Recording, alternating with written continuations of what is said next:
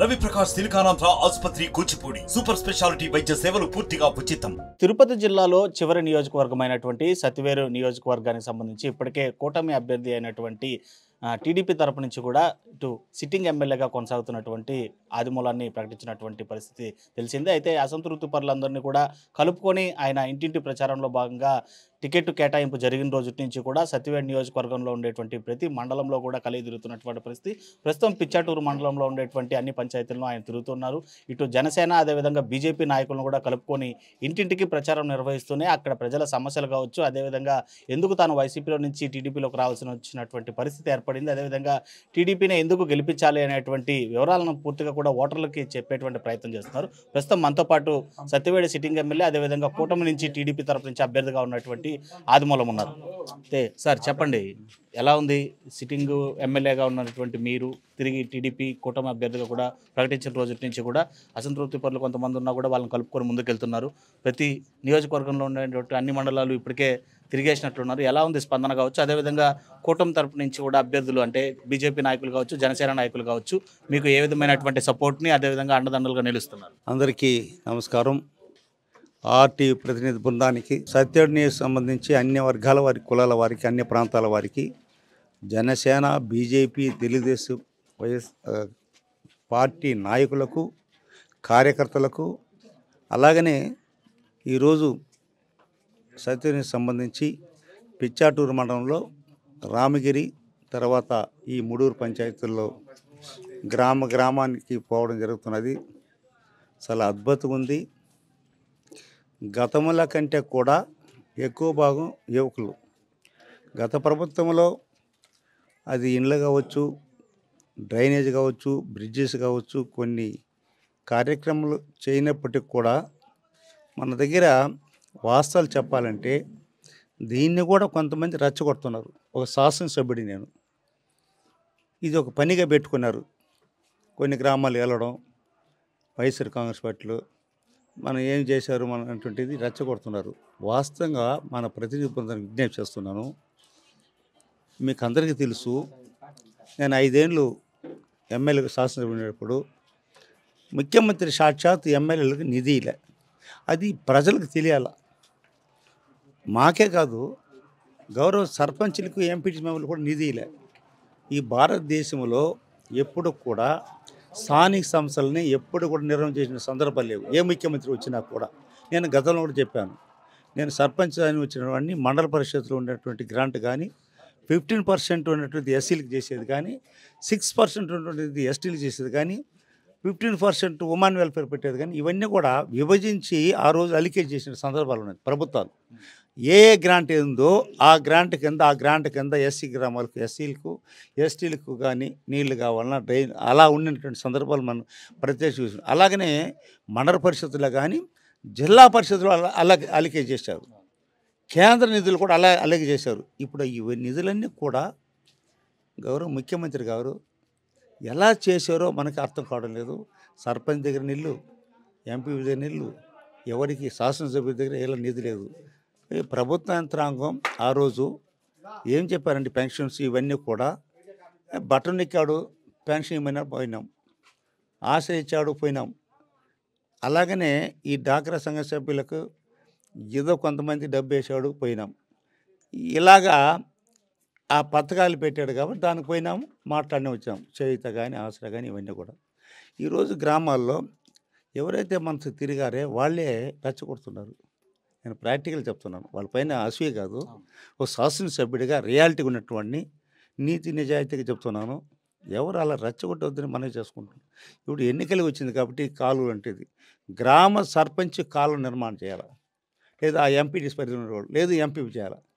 ఎక్కడో శాసనసభ్యులు కాలువ కట్టిన సందర్భాలు ఎక్కడ లేవు. అంటే మీరు శాసనసభ్యులకు ఇన్నేళ్ళు ఉన్నప్పుడు కూడా అడిగారా ముఖ్యమంత్రిని, ఏంటి సార్ ఇది కేవలం సంక్షేమ పథకాలు బటన్లు నొక్కడాలే కాదు, నిధులు కేటాయింపు జరగాలి, నియోజకవర్గంలో అభివృద్ధి జరగాలంటే మాకంటూ నిధులు ఉండాలని చెప్పి ప్రశ్నించారా?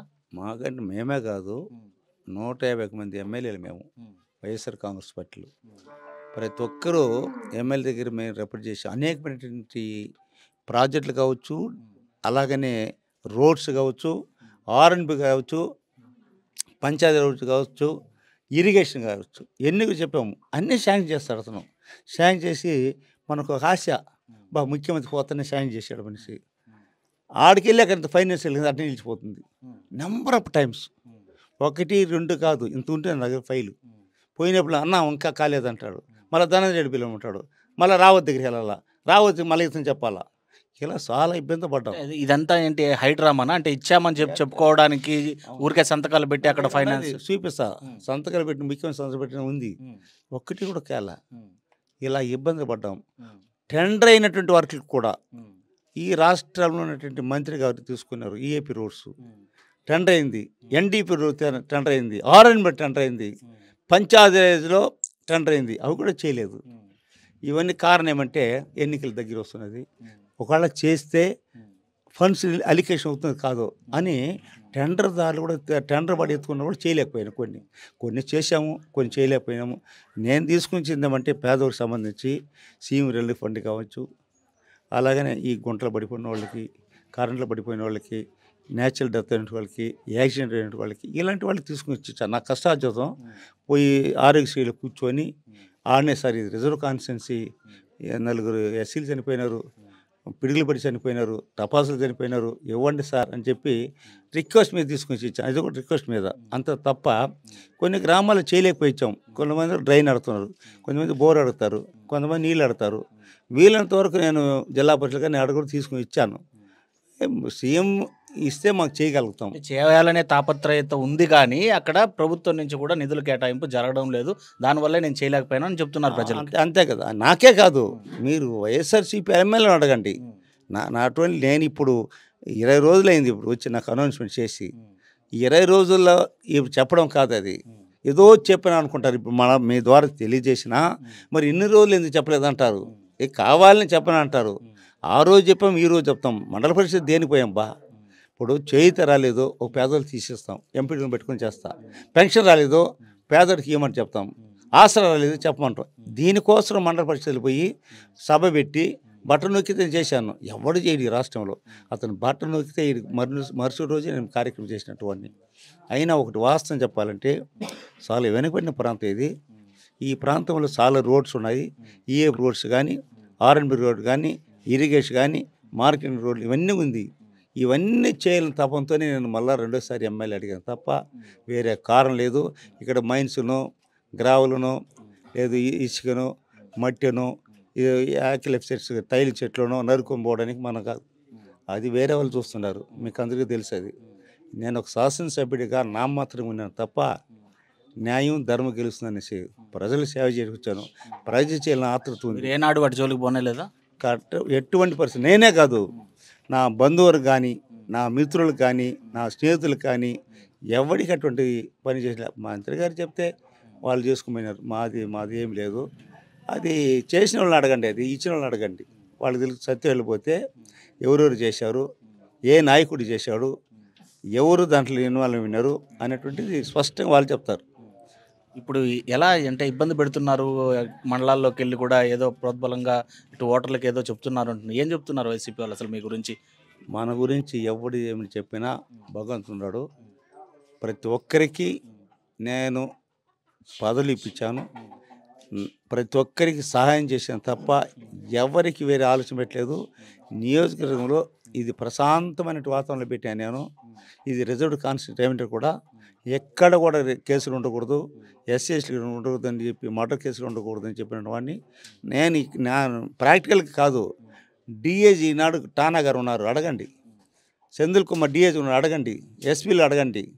ఎక్కడ కూడా ఈ కాన్స్టిట్యూన్సీ ఉన్నంత వరకు ఎస్సీఎస్టీ ఉంటుందని చెప్పినట్టు వాడిని. కొన్ని గ్రామాల్లో నేను పార్టీలో ఉన్నాడు కాబట్టి, అధికారులు ఉన్నాడు కాబట్టి, కింద సర్పంచ్ ఉన్నాడు, ఎంపీ జడ్పీ, వీళ్ళు ఏం చేశారంటే ఆ గ్రామం రద్దు చేసుకున్న దాన్ని కూడా ఎమ్మెల్యే చెప్పినట్టు నా పైన పెట్టారు. ఇది ఒక దుష్ప్రచారం చేసేసారు కొన్ని మండలాల్లో. ప్రతిదీ ఎమ్మెల్యే చెప్పి చేసినట్టు వస్తారు, వాళ్ళు ఫోన్ చేస్తారు, ఎస్ఐ చెప్పమంటారు. చెప్పినాం. అప్పటికి కూడా నేను ఏం చెప్పాను, ఎస్ఐసీలకి వీళ్ళంతా రాజు చేయండి, ఊళ్ళో రచ్చవద్దు అని చెప్పిన తప్ప వాళ్ళని తీసుకుని లోపలి వీళ్ళపైన కేసు ఏనాడు చెప్పను. నేను భవిష్యత్తు కూడా చెప్పను. కారణం ఏమంటే అందరూ బాగుండాలని కోరుకునేవాడిని నేను. ప్రశాంత వాతావరణం ఉండాలా. కాన్ఫరెన్స్ మీరు ఒక్కసారి ఎన్క్వైరీ చేయండి. నన్ను అడిగినట్లుగానే ప్రతి పోలీస్ స్టేషన్కి వెళ్ళండి. నేను శాసనసభ్యుడైన తర్వాత ఎవరిపైన కేసు పెట్టమని చెప్పినట్లుగా ఏఎస్ అయినా కూడా ఇప్పుడు కొత్త వాళ్ళు ఉండొచ్చు, పాత వాళ్ళు ఉండొచ్చు, సిఈడి ఫైల్ ఎన్క్వైరీ చేయండి.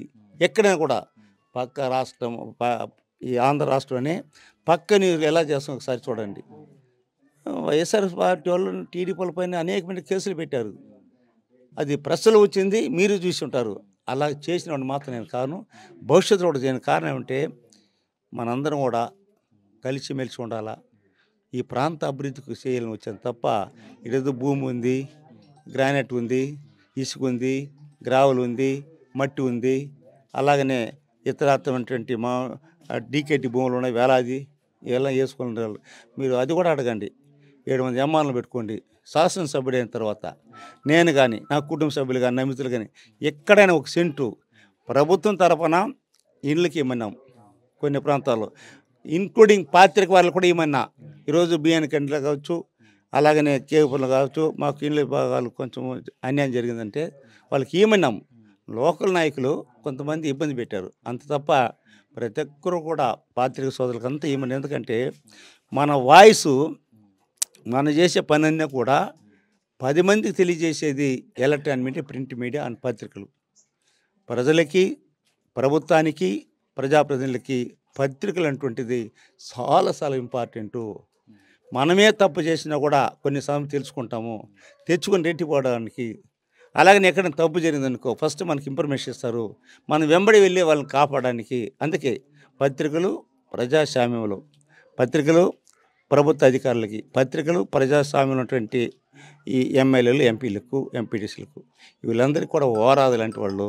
దాన్ని గౌరవిస్తా, దాన్ని స్వాగతిస్తా. వాళ్ళకి ఎక్కడ కూడా అన్యాయం చేయకూడదని నేను ఆలోచనతో ఎంఆర్ఓకి చెప్తాను. ఇప్పుడు ఎన్నికల సమయం దగ్గర పడుతుంది, మీరు చెప్పే మాటలన్నీ కూడా నిజాలే అనుకున్నప్పటికీ కూడా ఓటర్లకి దాన్ని ఏ విధంగా మీరు కన్వే చేస్తున్నారు? అంటే సమయం చాలా తక్కువగా ఉంది, నియోజకవర్గం చాలా పెద్దది, అదే 20 రోజులు మాత్రమే గడిచింది మీరు ఆ పార్టీ నుంచి ఈ పార్టీలోకి వచ్చి టికెట్ కేటాయించుకొని. ఇప్పుడు ఇన్ని జరిగాయి వైఎస్ఆర్సీపీ పార్టీలో, నేను అధికారంలో ఉండి కూడా చేయలేకపోయినటువంటి పరిస్థితులు ఇవి అని చెప్పి ప్రజలకి ఏ విధంగా తెలియజేసేటువంటి ప్రయత్నం చేస్తున్నారు? 20 రోజులైనా 10 రోజులైనా ఒక రోజైనా కూడా సుదీర్ఘ రాజకీయం చేసిన వాడిని కానీ 14 సంవత్సరాలు వయసు కాన్సులు ఉన్నా. ప్రతి గ్రామంలో జెండా నాటినటువంటి నేను. ప్రతి గ్రామంలో వైఎస్ఆర్ కాంగ్రెస్ పార్టీకి సొంతంగా వచ్చినటువంటి స్వతంత్రం వచ్చినప్పటి నుంచి జనతా పార్టీ లేకపోతే Congress party, communist party, CPM party కాదు ఇది.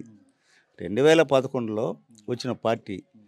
ఈ బీజేపీ నుంచి కొంతమంది, టీడీపీ నుంచి కొంతమంది, కాంగ్రెస్ నుంచి కొంతమంది, ఇతరాత్ర పార్టీ, ఇండిపెండెంట్ వాళ్ళందరూ చేరి వచ్చిన పార్టీ వైఎస్ఆర్ కాంగ్రెస్ పార్టీ. ఇది మీరు స్పష్టంగా చెప్తున్నాను నేను.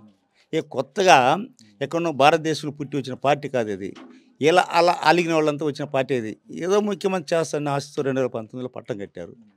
ఇది వాస్తవం చెప్పాలంటే 20 రోజులైనా 30 రోజులైనా ప్రతి గడప ఎక్కినట్టు వాడిని నేను ఎమ్మెల్యేగా ఉండేటప్పుడు 2018 కానీ 2017 కానీ మళ్ళీ ఎమ్మెల్యే అయిన తర్వాత 2021లో 700 గ్రామాలు తిరిగిన. అప్పుడు 600 గ్రామాలు తిరిగిన.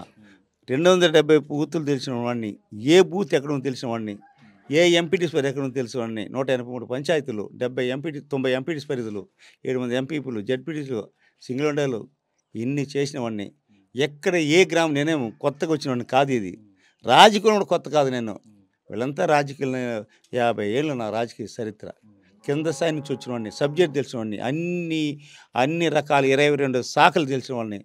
ఈ శాఖలన్నా కూడా నాకు తెలుసు కాబట్టి, నిధి లేదు కాబట్టి నేను చేయలేకపోయాం. ఇదే పిచ్చటూరులో డ్యామ్ కింద 40 లక్షల చేపలు తీసుకొచ్చినాం. మొన్న కూడా వదలాల్సిన సందర్భాలు కోడి వచ్చేసింది. రెడీగా పెట్టుకున్న 10 చేపలు. అంతకుముందు వదలాల్సి ఉంది. ఈ మధ్య తుఫాను వచ్చి కొట్టుకుని పుట్టింది పిల్లలంతా కూడా. 40 లక్షల చేపలు నేనే కాదు, కలెక్టర్ తీసుకొచ్చి వచ్చిన, ఒక్కోసారి తీసుకొచ్చి ఇచ్చిన. ఈ విధంగా డెవలప్ చేయాలని ఆతృత, అభిమానం తప్ప భవిష్యత్తులో కూడా. ఈరోజు శాసనసభ్యుడిగా ముఖ్యమంత్రిని పార్లమెంట్ స్థానం ఇచ్చినా కూడా నాకు అన్నం చేసినప్పుడు వదులుకొని ఇక్కడికి వచ్చా. కారణం గౌరవ చంద్రబాబు నాయుడు గారు నన్ను గుర్తించి ఒక దళితుడు, నీతివంతుడు, నిజాయితీపరుడు, సత్యుడు శాసనసభ్యుడు, అతనికి అన్యాయం చేసి వచ్చాడు, పెద్దిరెడ్డికి న్యాయం, అతనికి న్యాయం చేస్తానన్న తర్వాత మహనీయుడు చెప్పాడు కాబట్టి దాన్ని కట్టుబడి లక్షలాది మంది సంవత్సరాలు చెప్పాడు కాబట్టి వచ్చాను. ఇక్కడ నాకు అన్ని రకాలుగా మండల పరిషత్లు కావచ్చు, క్లస్టర్ సీన్స్లు కావచ్చు, గ్రామ కమిటీ కావచ్చు, గౌరవ సర్పంచ్లు కావచ్చు, ఎంపీ అందరూ కూడా ఏకదాటితో కలుస్తున్న పార్టీ ఇది. దాంతోపాటు బీజేపీ సమైక్యంగా, దాంతోపాటు జనసేన 3 పార్టీలు ఎక్కడికి వెళ్ళినా నీతి నిజాయితీవంతంగా ఈరోజు తిరుగుతున్నారు మాతో. నిజం కూడా వాళ్ళు కాన్సెప్ట్ మనందరం ఉమ్మడిగా ఈనాడు జగన్మోహన్ పార్టీ చేసినటువంటి అక్రమకులను కూడా తీసుకుని గ్రామీణ ప్రాంతాల్లో చెప్పాలా. అందుకే ఈ మేనిఫెస్టో ఎందుకు చేసుకున్నారంటే కొన్ని మాత్రం దీంట్లో వాస్తవాలు ఉంది. ఈ 3,000 రూపాయలు అటువంటిది పెన్షన్ సుమా ఎస్సీ ఎస్టీలో జగన్మోహన్ ఇచ్చాడన్నటువంటి నెపం ఉంది వాళ్ళ దగ్గర, నాకు తెలుసు. అది 2,000 రూపాయలు ఇచ్చింది చంద్రబాబు ఇచ్చాడు మార్చిలో. ఇదే మరిగా ప్రభుత్వం పడిపోయిన తర్వాత గౌరవ ముఖ్యమంత్రి ఏం చేశారంటే ఒక సంవత్సరం 250 మేమే ఇచ్చాం, 2,500, 2,700, 3,000 ఇలా 4 సంవత్సరాలు పెంచుకుంటూ 3,000కి వచ్చాడు.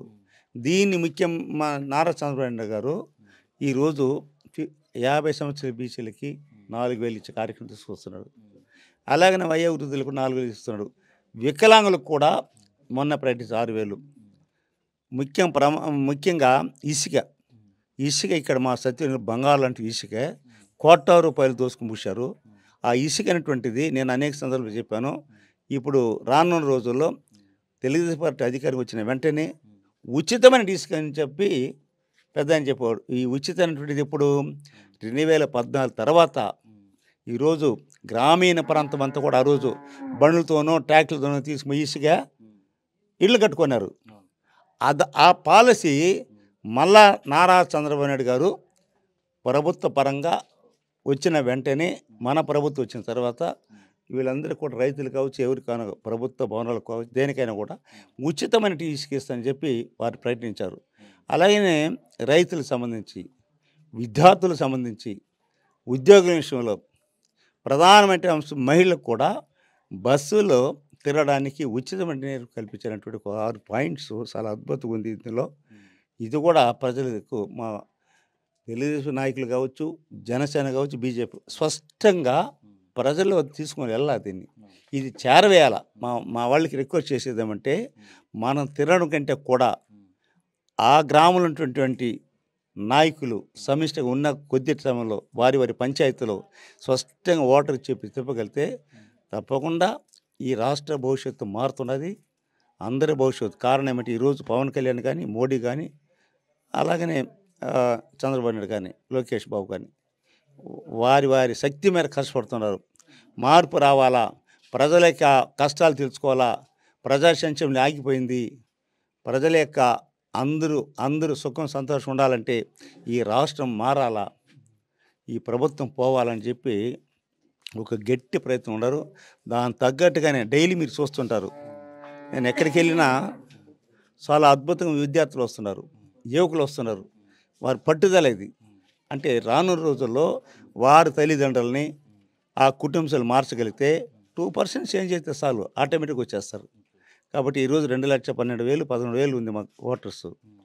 దానిలో ప్రతి ఒక్కరు ప్రతి బూత్లో కూడా కష్టపడి పని చేయగలుగుతుంది. తప్పకుండా తెలుగుదేశం పార్టీ అభ్యర్థి గెలుస్తారు.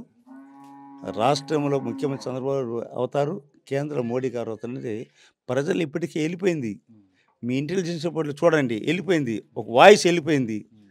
ఇంక ఎన్నికలకు తరుణమైంది కాబట్టి ప్రతి ఒక్కరు కూడా వారి గ్రామంలో నేను రిక్వెస్ట్ చేస్తున్న మీ ద్వారా ఉన్నటువంటి 700 గ్రామాల్లో కూడా అది ఎస్సీ ఎస్టీ గ్రామాలు తాండాలు కావచ్చు, ప్రతి ఒక్కరు గుర్తించి ప్రతి ఒక్కరు మే 13 జరిగే ఎన్నికల్లో మీ పవిత్రమైన ఓటును, మీ అమూల్యమైన ఓటును ఫస్ట్ పార్లమెంట్ అభ్యర్థి వరప్రసాద్ గారికి తామర పువ్వు మీద, రెండో ఈవీఎంలో మీ పవిత్రమైన అమూల్యమైన ఓటును చంద్రబాబు నాయుడు గారు ముఖ్యమంత్రి గారి కోరికతో సైకిల్ గుర్తుపైన వేసి అఖండ మెజార్టీ గెలిపిస్తారని సత్యన్యూస్ ప్రజలందరినీ కూడా మీ ద్వారా మనస్ఫూర్తిగా అభినందిస్తున్నాను.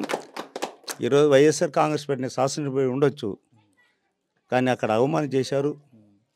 14 సంవత్సరాల పార్టీని మోసాను, చెట్టు పెంచాను, విత్తనం వేసి చెట్టు పెంచి నీళ్లు పెంచిన వాళ్ళు తెలుసు కష్టం. ఒక చెట్టు పెంచాలంటే, ఈ చెట్టు పెంచాలంటే ఆ ఇంటి యజమాని తెలుస్తుంది. ఒక మామిడి చెట్టు పెంచాలన్నా, ఒక పెద్ద అరటి చెట్టు పెంచాలన్నా దాన్ని నీళ్లు పోసి పెంచడానికి వాడు తెలుసు కష్టం, నరికి వాడికి తెలియదు కష్టం. అలా పెంచిన వాడిని బ్రహ్మాండమైన పూలు కాసి ఫలాలు వచ్చిన తర్వాత కోసేశారండి. మళ్ళా కోసిన చెట్టుని నిలబెట్టడానికి కుదరదు. అందుకనే నీళ్లు పోసేవాడు, చెట్టుని కాపాడేవాడు చంద్రబాబు నాయుడు ఉన్నాడు కాబట్టి ఆడ నాకు ఈ పదవి ఇచ్చారు మహనీయుడు. ఆ చెట్టుని నీడను కాపాడుకొని ప్రజల సేవ చేయడానికి వచ్చాను. మీ ద్వారా ప్రజల సంక్షేమాన్ని ఫలాలు పంచాలని ఎన్ని ఇబ్బందులు పెట్టినా వాళ్ళ దగ్గర కావాల్సిన డబ్బు చేరిపోయింది. మన డబ్బులే అవి. రేపు ప్రజలకు పంచే డబ్బులు కూడా మన డబ్బులే, వాళ్ళ డబ్బు కాదు అది. కావాలని డబ్బు చేరిపోయింది. ప్రతి బ్రాంచ్ షాపుల్లే ప్రభుత్వ బ్రాంచ్ షాపులు అవి. అది మనం పెట్టింది కాదు, ప్రభుత్వం పెట్టింది, నడిపిస్తున్నది. ఆడ ఉద్యోగులు నేనే ఇప్పించా, 100 మందికి ఉద్యోగాలు ఇప్పించా. వాళ్ళ స్వాధీనం ఉంది, అన్నీ వాళ్ళ దగ్గర ఉండదు. అందుకనే ఈరోజు మీకు సవినయమని చేసుకుంటాను. మందు ఇస్తారు, గ్రామాల్లో రచ్చబెడతానికి సిద్ధంగా ఉన్నారు, డబ్బు ఇస్తారు. ఈరోజు అందుకే మహనీయుడు ఒక మంచి కార్యక్రమం పెట్టాడు. ఇందులో ఈ బ్రాందీ షాపు కూడా చాలా ఇంపార్టెంట్. గౌరవ ముఖ్యమంత్రి గారు మద్యపానాన్ని అంచెలను తీసేస్తానని చెప్పాడు. మీకందరూ కూడా తెలుసు, మద్యపానాన్ని అంచెలను తీసేస్తానని చెప్పి. ఇది తీయకుండానే ప్రభుత్వానికి ఆదాయం వచ్చేది కాబట్టి పెంచుకుంటా వెళ్ళిపోయినాడు. సరే పెంచుతాడు. రోజు మందు తాగి వాళ్ళంటే బిలాంగుంటే ఎస్సీ మేస్త్రి పని చేసి కూలీ పని చేసేవాడు. దాన్ని ఎంత రేటు పెంచాడు అనే విషయాన్ని తాగిన వాళ్ళ దగ్గర తెలుస్తుంది. కష్టపడి 200, 300 తీస్తే సగం డబ్బులు మందుకి వెళ్ళిపోతుంది. అది మరి ఇచ్చి ఆ ఇంటికి 10,000 ఇచ్చి నువ్వు 15,000 ఇచ్చి 20,000 ఇచ్చి ఒకవేళ ఇతర పంటలు మొత్తం కూడా నేను ఇచ్చాను ఇంటికి అంటున్నాడు, నేను కాపాడిని అంటున్నాడు. వాస్తవమే. ఈ డబ్బంతా ఏడకి వెళ్ళిపోతున్నది, మందు రూపాయలు వెళ్ళిపోతున్నది, ఇసుక తోలుకుంటూ పోతున్నది, ఇలా మందు తాగేస్తున్నాడు, సిమెంట్ రేటు పెరిగిపోయింది, ఈ అన్ని కాస్ట్ పెరిగిపోయింది.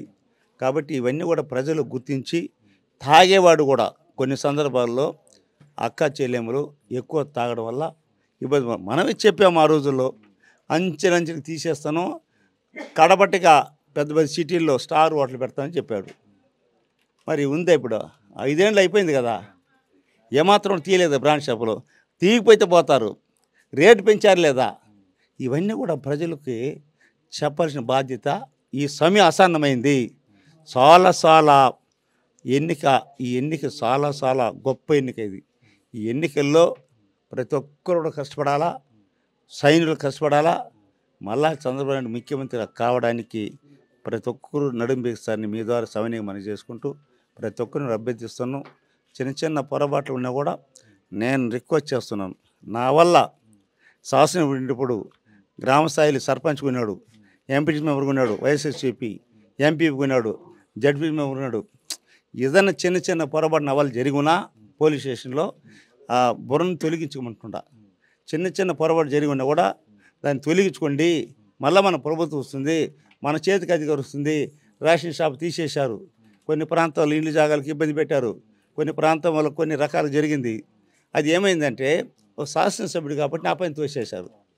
ఇవన్నీ కూడా మిగతా కాన్స్టిట్యున్సీకి మన కాన్స్టిట్యూన్సీ పోల్చుకుంటే రిజర్వ్ కాన్స్టిట్యూన్సీ చెప్తారు, ఓసీ కాన్స్టిట్యూన్సీ చెప్పరు.